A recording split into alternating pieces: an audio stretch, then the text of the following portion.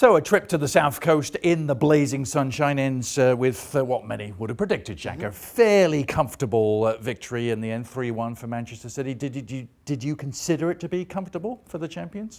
Yes, in most part. But when you talk about Manchester City, especially against smaller Premier League clubs like Bournemouth, you expect it to be almost more comfortable. You know, Right. you feel that unless they win 4 or 5, somehow they underperformed.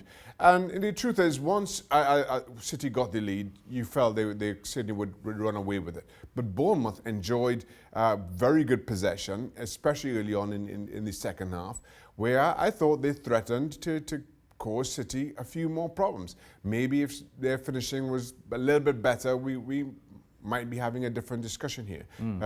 All that being said, City clearly the better of the two. Comfortable winners in the end, yes.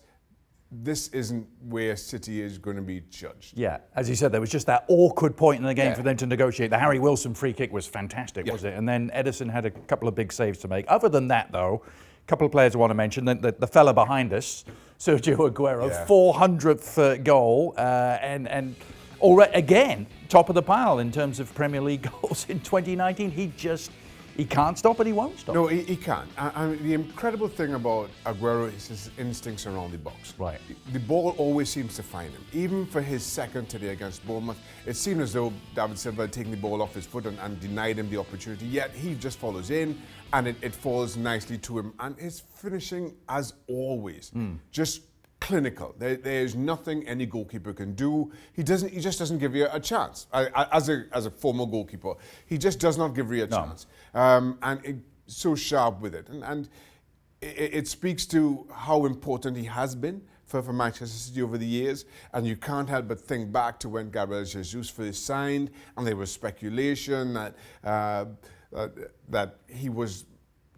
Guardiola was going to move Aguero on and he would be second fiddle, and yet still here we are having the exact same conversations about Kun Aguero and his ability to find the back of the net. It's funny, isn't it? Because for all the moves and all the team building Pep Guardiola has done since he took the reins, there's still two guys who've been there for the best part of a decade. David Silva, the other one, playing his 400th game today for Man City. I thought he was imperious. Sometimes he looks dwarfed by those around him, but he just...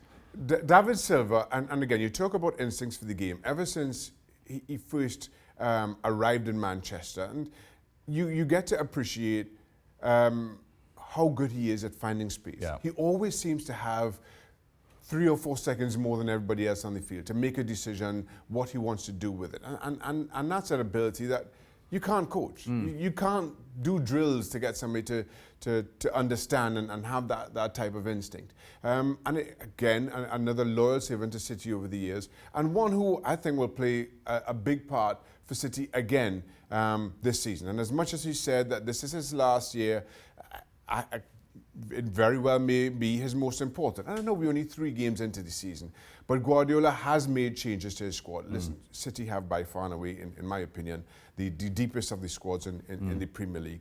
And maybe you see Guardiola rotate a little bit more than we're used to seeing him do, especially as they continue, and they found this to their detriment last season, especially when you go deep into the season and you continue to fight on all those fronts, how important that rotation and having players well rested may be come March and April. So it may be, again, as we suggested, that you have uncomfortable periods against the likes of Bournemouth, but you see your way through, but you, more importantly, allow players to have a little bit of a rest. They don't have to play 90 minutes every single week. And when you have a squad like as City does, you're allowed to do that, and maybe that pays bigger dividends later on in the season.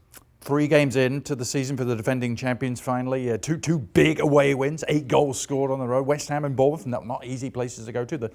The 2 drop points at home against Spurs, but that could have been very different. Yeah. So a City exactly where you expected them to be? Yeah, exactly where you want them to be. And again, as much as we praise them and say we're only 3 games in, similarly, yes, you've dropped a couple of points, but it's a long way between now and the end of the season. I think City, and we are going to keep saying this whenever we talk about the Premier League, City and Liverpool are a class of their own. I think those are the two that we're going to have to look at head to head as we go through the course of this season, and everybody else playing catch up.